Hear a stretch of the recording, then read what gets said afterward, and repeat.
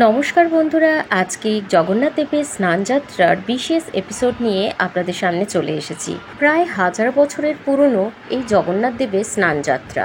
তাই স্নানযাত্রার পরে কতদিনের জন্য মন্দির বন্ধ থাকবে এই বছর 2024-এ, সেই সমস্ত কিছু জানবো। তার সঙ্গে সঙ্গে আজকের এপিসোডে কী কী রয়েছে চলুন জেনে নেওয়া যাক। সবার প্রথমে জেনে নেব 2024 সালে জগন্নাথ দেবের স্নানযাত্রার সঠিক সময়সূচি।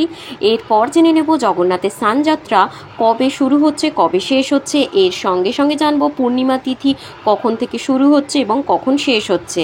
জগন্নাথ দেবের পূর্ণ স্নানযাত্রার স্নান পূর্ণিমার দিন অনেকের বাড়িতেই সত্যনারায়ণের পুজো হয়ে থাকে। এই সত্যনারায়ণের পুজোর সঠিক সময়সূচি কখন রয়েছে, এর সঙ্গে জেনে নেব পুজো করার সবথেকে বেশি শুভ সময় কোনটি। ওই স্নান পূর্ণিমার দিন গঙ্গা স্নানের পবিত্র সময়সূচি কখন শুরু হচ্ছে এবং কখন শেষ হচ্ছে। এর সঙ্গে আমরা জেনে নেব স্নানযাত্রার কিছু অজানা তথ্য। তাহলে ফ্রেন্ডস, দেরি না করে আজকের এপিসোড শুরু করা যাক। জীবন প্রাপকালে যদি কেউ রথের দড়ি ধরে টানে তাহলে তার সমস্ত পাপের মোক্ষ লাভ হয়। পুরী ধামে শ্রী জগন্নাথের স্নানযাত্রার বিশেষ বিশেষ মাহাত্ম্য রয়েছে, অনেক নিয়মও রয়েছে। যেমন জগন্নাথ, বলরাম এবং সুভদ্রাকে স্নান করানো হয় 108 ঘড়া জল দিয়ে। এবার এই স্নানযাত্রার দিন এর মধ্যে জগন্নাথ দেবকে স্নান করানো হয় 35 ঘোড়া জল দিয়ে, বলরামকে স্নান করানো হয় 33 ঘোড়া জল দিয়ে এবং দেবী সুভদ্রাকে 22 ঘোড়া জল এবং সঙ্গে যে সুদর্শন চক্র থাকে 18 ঘোড়া জল দিয়ে স্নান করানো হয়। এই জগন্নাথ দেবের পবিত্র স্নানযাত্রার জন্য ব্যবহার করা হয় দুধ, মধু, চন্দন, সঙ্গে আরও সুগন্ধি বিভিন্ন জিনিসের সংমিশ্রণে এই জগন্নাথ দেবের পবিত্র স্নানযাত্রা অনুষ্ঠিত হয়। জগন্নাথ দেবের এই স্নানযাত্রার বিশেষ এক মাহাত্ম্য হলো, যারা এই জগন্নাথ দেবের স্নানযাত্রা দর্শন করেন অথবা যারা জগন্নাথ দেবের স্নানযাত্রা করান কিংবা যারা এই জগন্নাথ দেবের স্নানযাত্রার সঙ্গে যুক্ত থাকেন, সেই সকল ব্যক্তিরই মোক্ষ লাভ হয় ইহ জীবনেই। এবারে আমরা জেনে নেব জগন্নাথ দেবের স্নানযাত্রা কবে অনুষ্ঠিত হবে।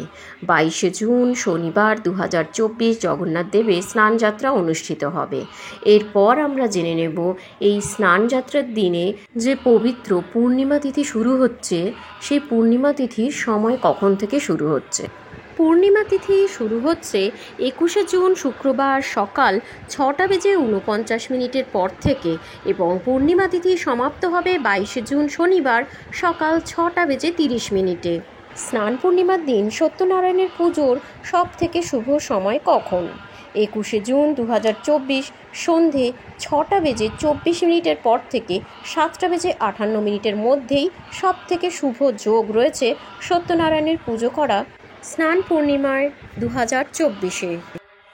তাহলে পঞ্জিকা অনুযায়ী স্নান পূর্ণিমার ব্রত আমরা কবে পালন করব? ব্রত পালন করব 22শে জুন 2024 শনিবার। এরপর জেনে নেওয়া যাক গঙ্গা স্নানের শুভ সময়।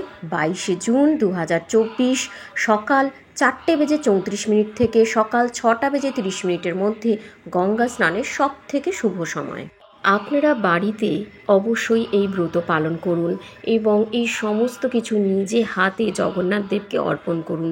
জগতের নাথ যিনি, সকল দুঃখ কষ্টের নিবারণ করেছেন যিনি, আজীবন তার কাছে নিজের দুঃখ কষ্ট জানান এবং ওই দিন পুজো করার পর শুভ্র মিষ্টি প্রদান করুন জগন্নাথ, বলরাম এবং সুভদ্রাকে।